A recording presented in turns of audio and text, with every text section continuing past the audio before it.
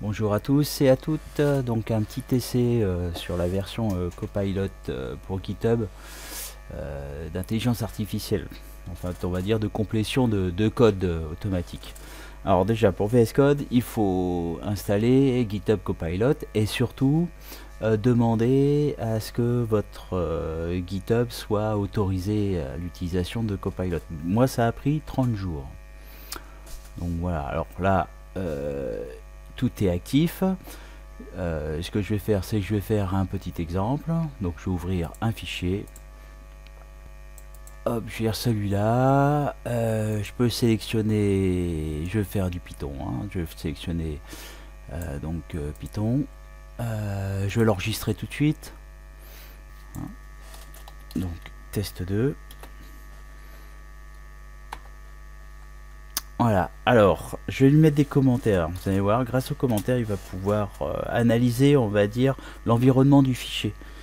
Je sais pas, je vais faire par exemple créer une fonction qui calcule la moyenne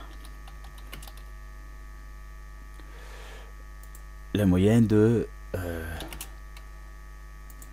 je sais pas, je vais mettre 3 noms. Je vais refaire quelque chose que j'ai déjà fait de 3 notes, 3 noms. Vous voyez, il me propose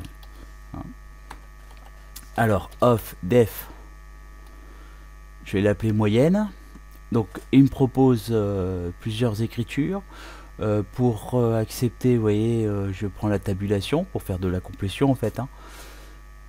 Hop, je vais accepter ce qu'il me propose. On va tester directement ce qu'il me propose. Je vais vouloir le tester avec différents nombres. Alors je sais pas, je vais l'appeler test égal. Je vais rappeler moyenne 1, 2, 3. Vous voyez, il me propose quelque chose. Je ne peux pas prendre une moyenne 1, 2, 3. Enfin, quoi que je peux tester avec ce qu'il propose. On va essayer.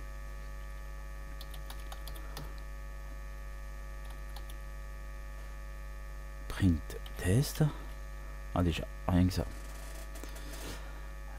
Hop, j'exécute. Voilà, la moyenne est de 2. Vous le voyez ici. Alors ici, pour faire mon test, je vais aller saisir des valeurs au clavier. Donc là, je vais pas mettre N, je vais pas mettre 1, mais je vais mettre N1, N2, N3. Je vérifie en même temps s'il me propose des choses. Et là, je vais lui mettre N1 égale. Et vous voyez, en complétion, il me propose entrer le premier nom, etc. Je vais accepter. Bon, j'attendais de voir s'il me proposait directement le N2. Il me propose le N2. Il me propose le N3. Maintenant, je vais refaire mon test. Je réexécute. Donc, vous l'avez en bas.